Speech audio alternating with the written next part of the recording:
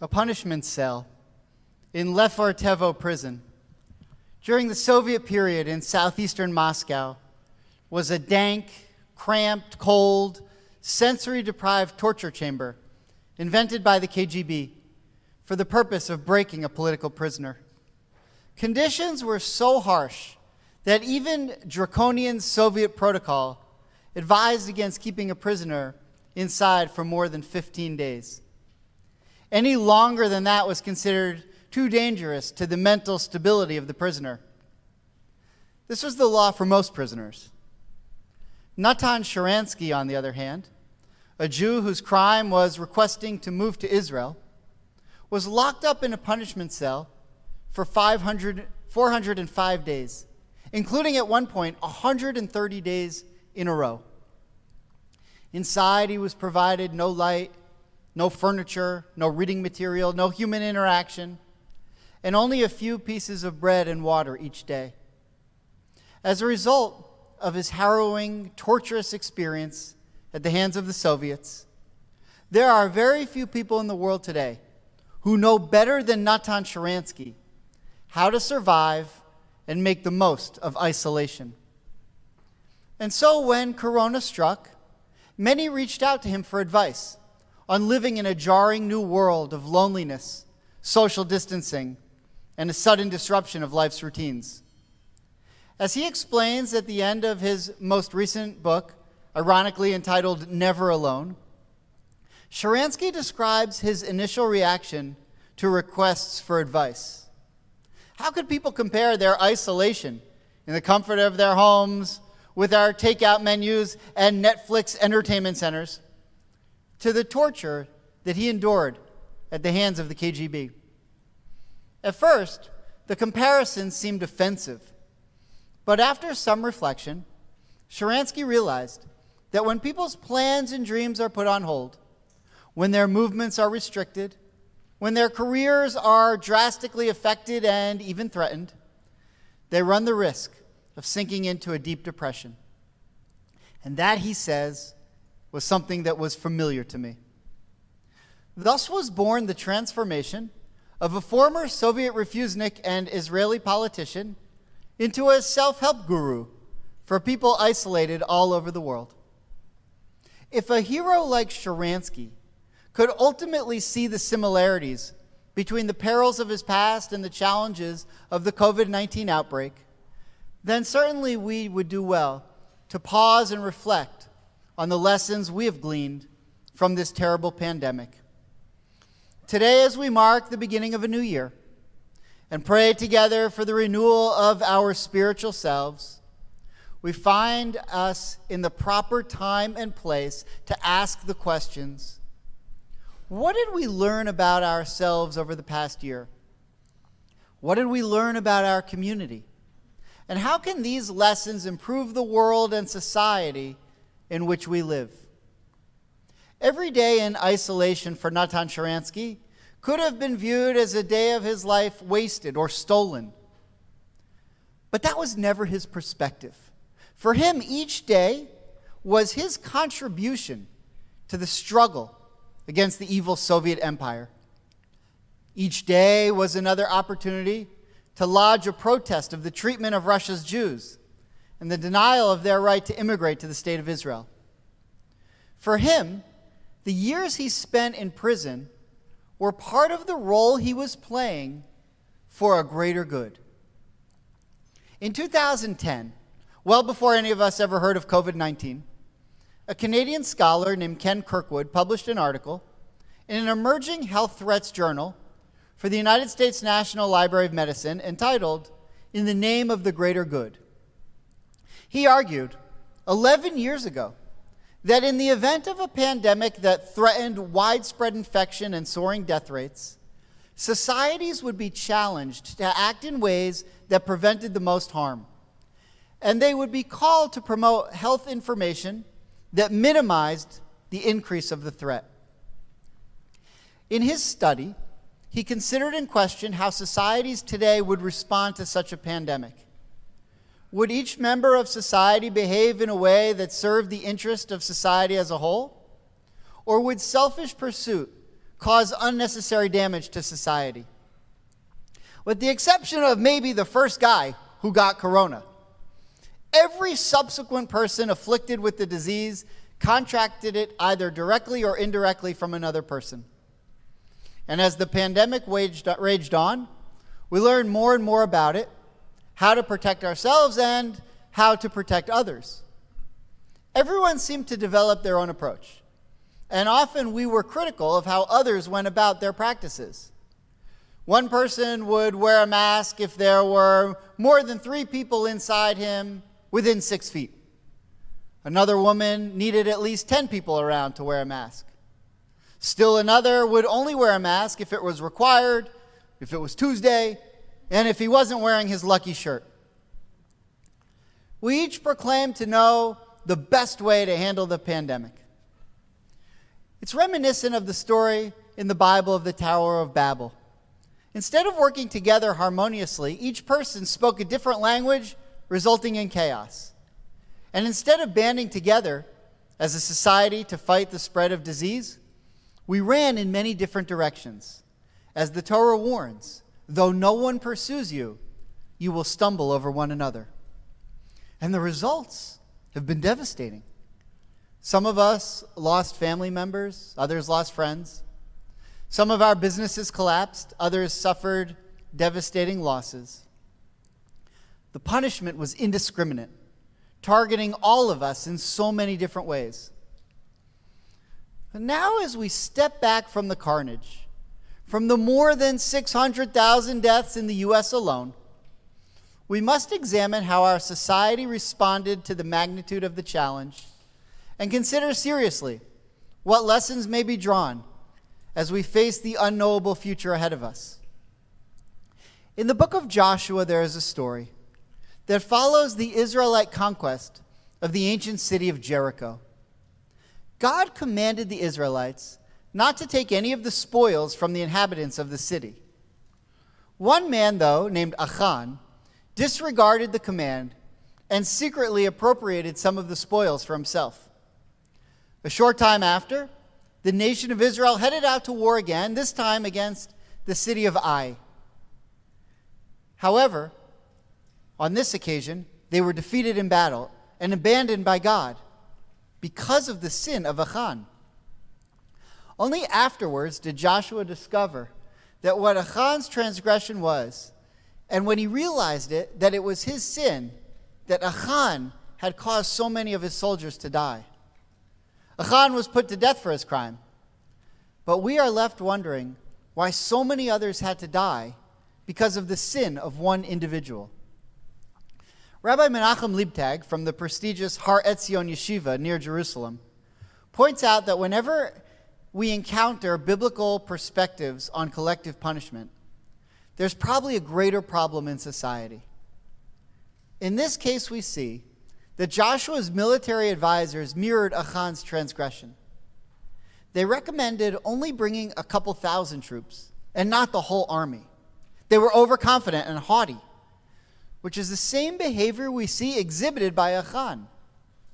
He was a product of the same community, where people thought more of themselves than was warranted, where entitlement was commonplace, and where Achan felt that the rules designed to protect society simply didn't apply to him.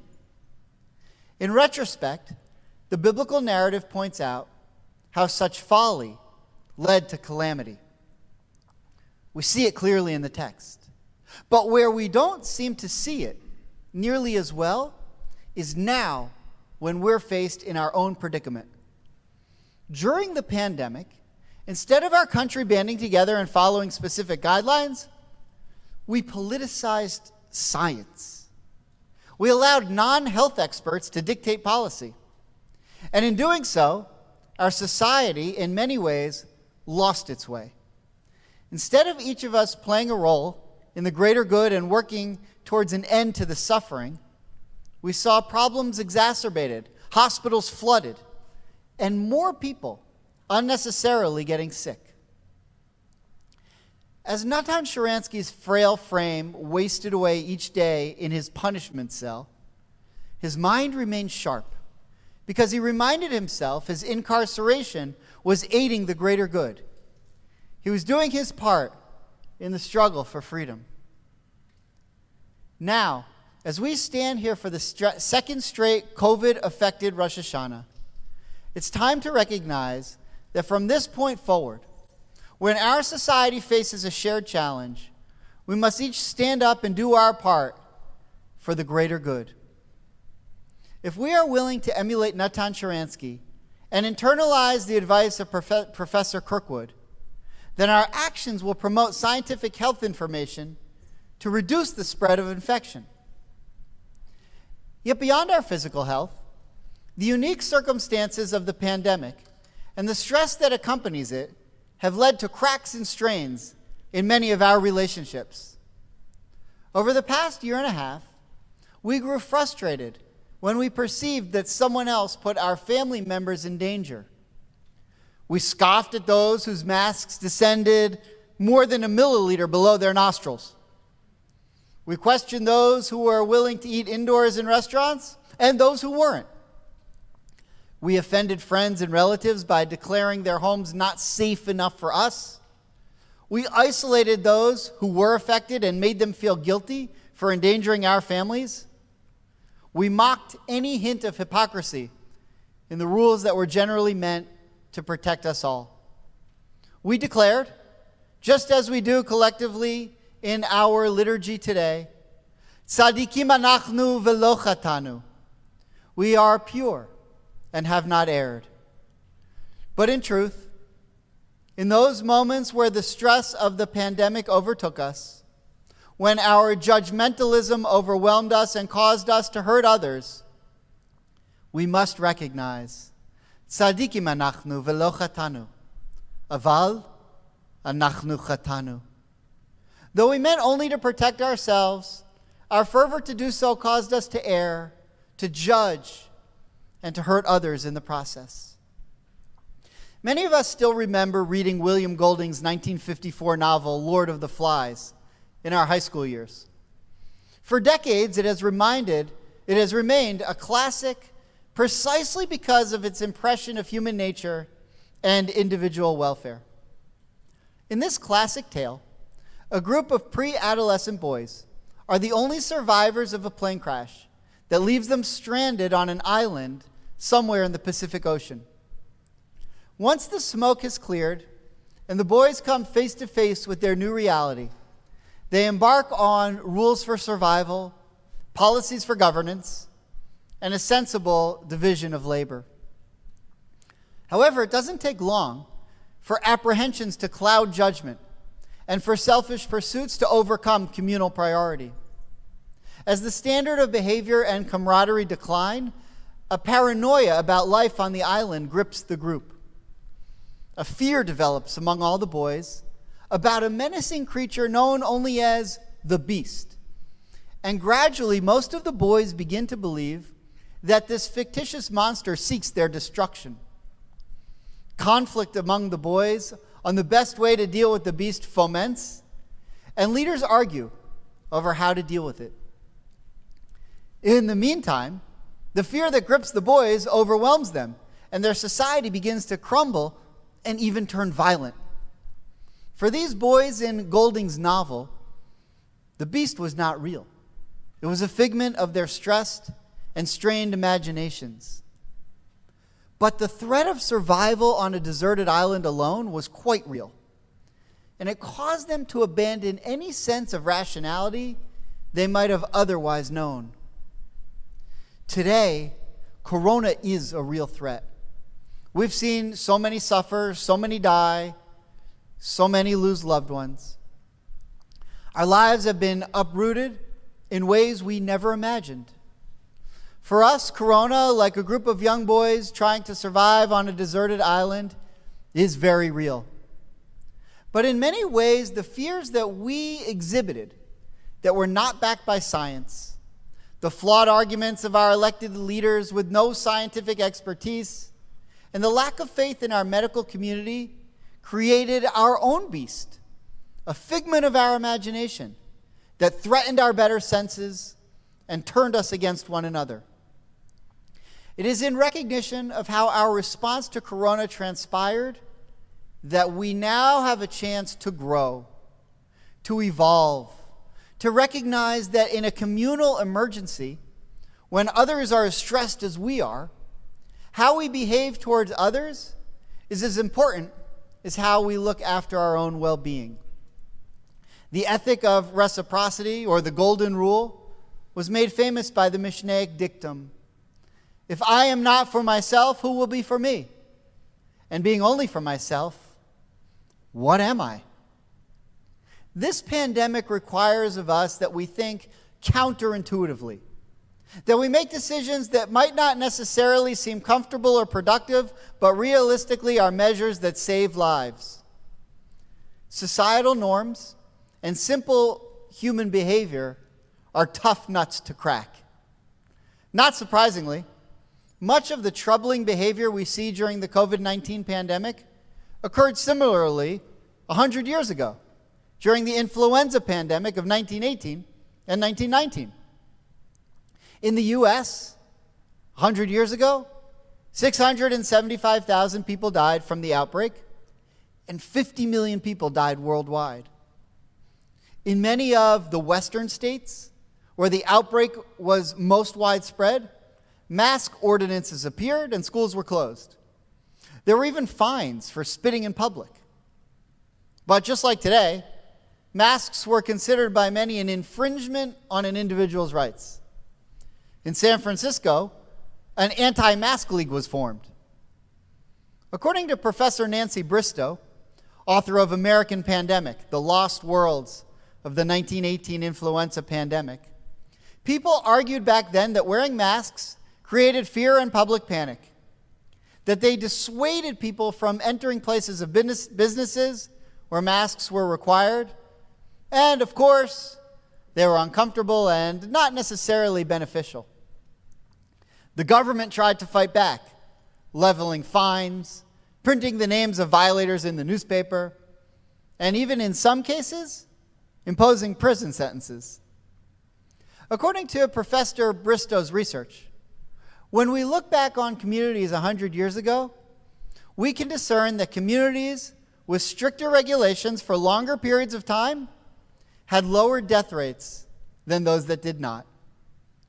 Just like in our day, changes to societal norms were often scorned and met with hostility. Perhaps we can be forgiven for succumbing to human nature, but we should not be forgiven for failing to learn from previous events. As the philosopher George Santayana said, "Those who do not learn from history are doomed to repeat it." In denying science, it's not at all the Jewish way. In the Talmud, there are many occurrences of the rabbis offering treatment regimens and other prescriptions for common diseases and conditions. And many of them reflect the wisdom of surrounding cultures and have roots in both Greek and Akkadian ritual. One such example comes from the Talmud in the tractate of Avodah Zarah, where there is a recipe for how to cure ear disease. The recipe instructs the sufferer to take the kidneys of a hornless goat, tear it crosswire, and place it on coals of fire. Then take those fluids which come out from the concoction in the ears, not cold and not hot, but tepid. Let's say that doesn't work. The Talmud says, take the fat of a large-sized beetle, let it be melted, and put it in the ear. And if that still doesn't work, let him fill his ear with oil. I was once listening to a lecture by an Orthodox rabbi teaching this section of Talmud, speaking to students who were preparing to become Orthodox rabbis. One student, feeling a bit holier than thou in the moment, asked the teacher, "Well, if that's what the Talmud says, then why don't we do that?" The teacher responded, "So try it if you want. I'm going to Walgreens." The rabbi was teaching that in its day, the Talmud offered the most up-to-date scientific prescription of which they were aware. They were interested in the most cutting-edge science available and were willing to include ideas from other cultures in their teachings. To think that they would not have approved of the most up-to-date treatment at any given time is, in my opinion, sacrilegious and dangerous, and not at all in line with the thinking of our tradition going back multiple millennia. To our great sorrow, we are still dealing with this awful pandemic. We're still squabbling over petty issues and not focusing on the big picture to control this epidemic. We must learn from the example of Natan Sharansky and act for the common good. We must heed the dictum of our ancient sage Hillel and not be separated from our community. We must listen to our doctors and scientists and reject the advice of conspiracy theorists and false prophets. We must recognize that our own frustrations and sorrows are not unique and are shared by our neighbors. As the poet Merit Malloy suggests, we would do well instead to cry for our brothers and sisters walking on the streets beside us. In the midst of all of this turmoil, in this wave of disappointment and depression, we cry out to God with the psalmist, Mim amkim karaticha ya, out of the depths of my anguish, I call upon the Lord.